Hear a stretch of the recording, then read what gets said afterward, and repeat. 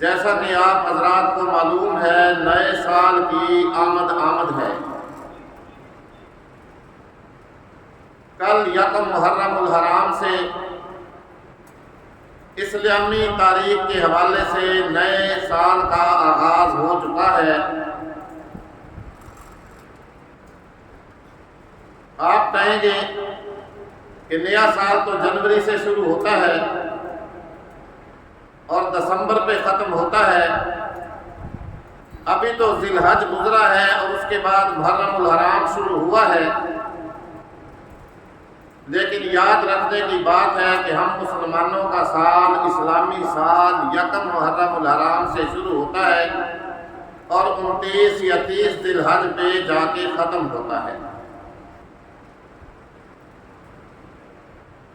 اب ہمارے لیے لمحہ فکریہ اور سوچنے کی بات یہ ہے کہ آج ہم اپنے اپنے گریبانوں میں جھانک کر کے دیکھیں کہ یہ جو گزشتہ سال سن 1444 ہجری ہم نے گزارا ہے، اس کے اندر ہم نے کیا کھویا اور کیا پایا۔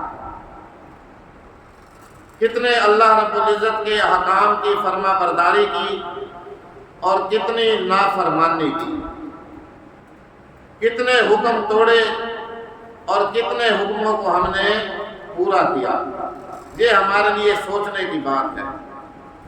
یوں سمجھ لیں کہ ہماری زندگیوں میں سے ایک سال اور کم ہو گیا۔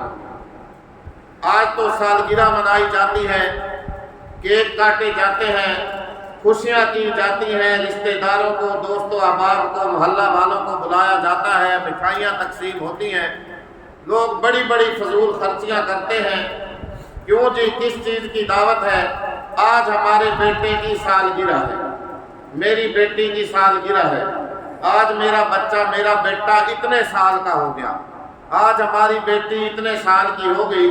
لیکن اس بات پہ ہم نے کبھی بھی غور نہیں کیا کہ میرا یہ بیٹا یا بیٹی، بچہ یا بچی جتنی عمر لے کے آیا تھا اس میں سے آج اتنے سال عمر کے کم ہو گئے ہیں، اتنے سال عمر کے کم ہو گئے ہیں۔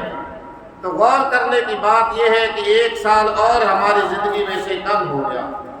جو گزشتہ سال ہم نے گزارا، اس کے اندر اگر ہم نے اللہ کے حکم پورے کیے، نبی صلی اللہ علیہ وسلم کی سنتوں پہ عمل کیا، تو اس بات پہ ہمیں چاہیے کہ اللہ کا شکر ادا کریں کہ یا اللہ تیرا شکر ہے، یا اللہ تیرا فضل ہے، تو نے ہمیں اپنی فرما برداری کرنے کی توفیق عطا فرمائی۔ اور اگر خدا نہ خواستہ میرا یہ سال بھی گزشتہ سالوں کی طرح غفلت کے اندر گزر گیا، سارے سال میں نے اللہ کے حکم عدولی کی، اس کی نافرمانیاں کی، اس کے نبی کے طریقوں کو چھوڑا، نبی کی سنتوں کو چھوڑا، پھر بھائی مجھے چاہیے کہ میں آج جمعۃ المبارک کی اس بابرکت نشست میں اپنے اللہ سے سچی اور پکی توبہ کروں، سچی اور پکی توبہ کروں کہ یا اللہ گزشتہ سال مجھ سے جو غفلت کے اندر گزر گیا، آئندہ یہ جو سال شروع ہو رہا ہے، یا اللہ میں تیرے احکام کو بجا لانے کی پوری کوشش کروں گا۔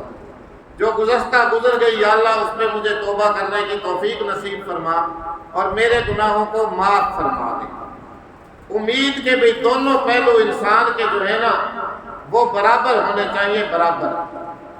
سیدنا عمر فاروق رضی اللہ تعالیٰ عنہ کے بارے میں آتا ہے، وہ فرمایا کرتے تھے کہ اگر قیامت والے دن یہ اعلان ہو جائے کہ آج ساری دنیا جہنم میں جائے گی اور ایک آدمی صرف کس میں جائے گا؟ جنت میں جائے گا، تو مجھے اپنے اللہ سے اتنی امید ہے اس کی رحمت سے کہ وہ جنت میں جانے والا میں شخص ہوں گا۔